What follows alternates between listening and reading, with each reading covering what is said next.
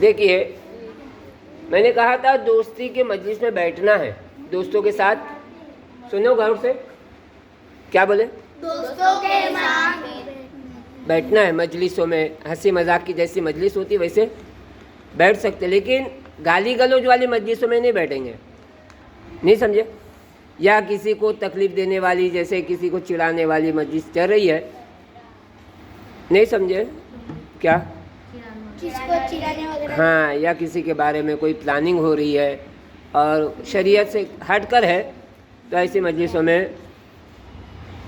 نہیں جانا چاہیے. نہیں بیٹھیں گے. مجلس سمجھتے ہیں؟ دینی بات کرنے کے لیے لوگ بیٹھتے نا، مسجد میں بیٹھتے، تو ایسے ہی مجلسوں میں نہیں بیٹھیں گے، ٹھیک ہے؟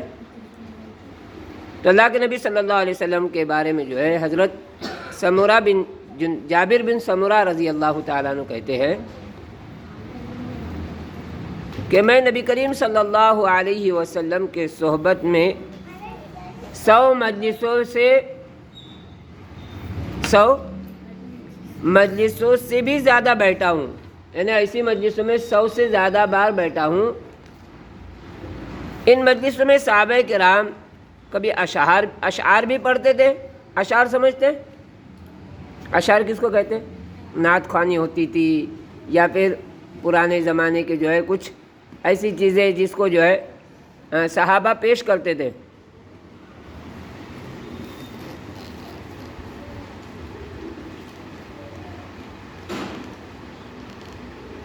اور زمانے جاہلیت کے قصے کہانیاں بھی سناتے تھے. نبی کریم صلی اللہ علیہ وسلم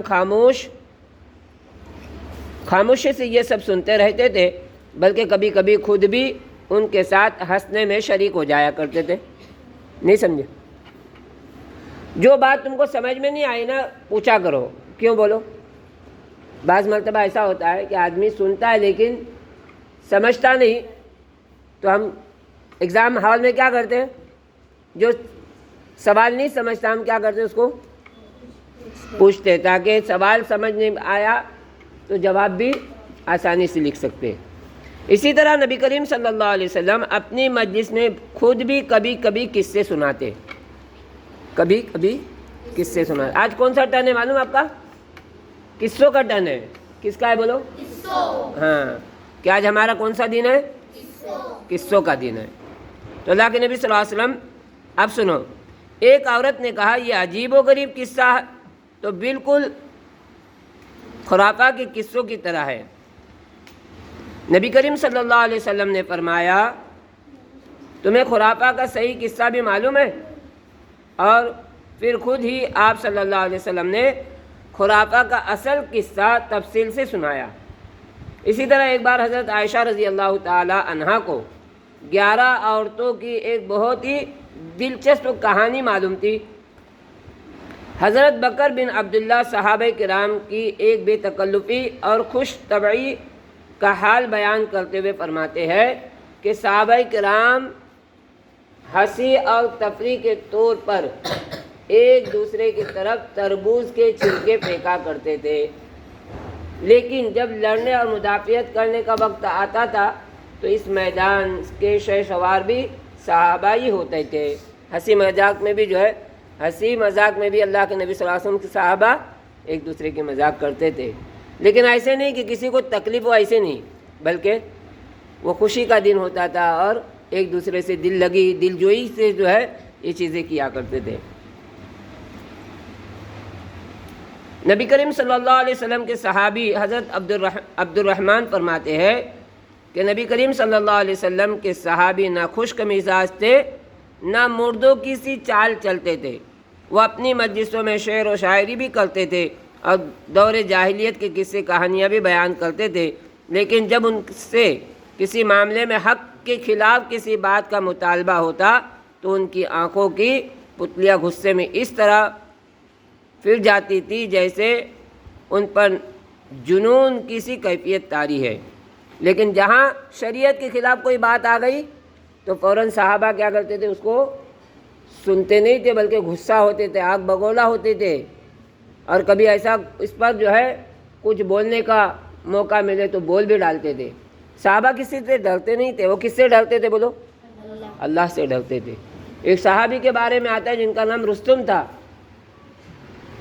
وہ ایک بادشاہ، ایک صحابی جو ہے رستم کے دربار میں، ان کا نام رستم نہیں تھا بلکہ بادشاہ کا نام رستم تھا، ان کے دربار میں گئے اور کیسے ٹھنگنے قد کے تھے اور تلوار جو ایسے صحیح پکڑ بھی نہیں پاتے تھے چھوٹے ہونے کی وجہ سے، لیکن اس کے مجلس میں گئے اور بے دریغ جو اس کو دین کی دعوت دی ہے۔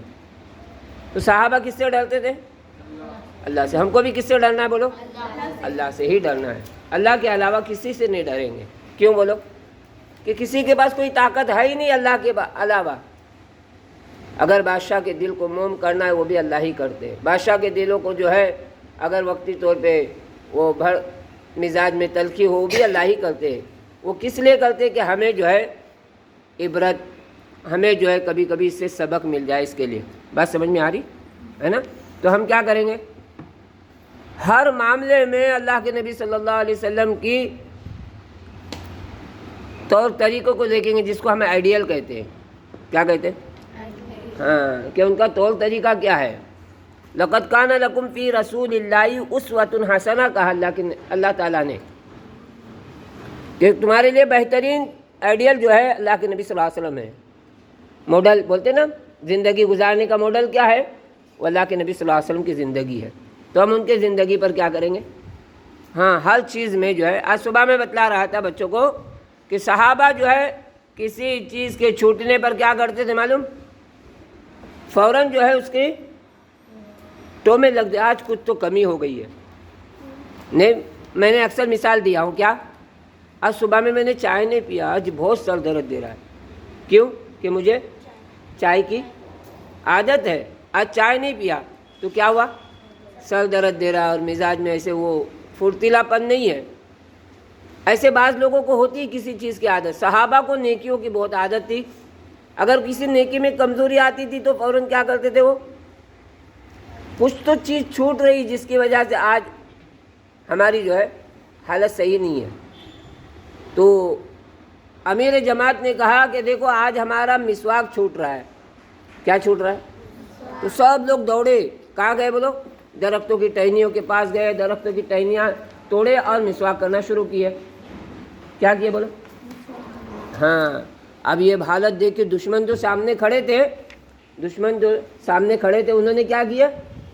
ان کے دل پر خوف طاری ہوا، ارے آج تو مسلمانوں میں جو ہے عجب کیفیت ہو گئی ہے، اور درخت کی جو ہے ٹہنیاں چبا رہے ہیں، ایسا لگتا ہے کہ ہم کو بھی کچا چبا جائیں گے، اس لیے وہ بھاگ گئے وہاں سے۔ تو ایک سنت کی زندہ کرنے پر اللہ تعالیٰ دشمنوں کے دلوں میں کیا کرتا ہے؟ رعب پیدا کرتا ہے، اور ہم فرائض چھوڑ رہے ہیں۔ کیا چھوڑ رہے موحد بولو؟ تو کہاں اللہ کی مدد آئے گی؟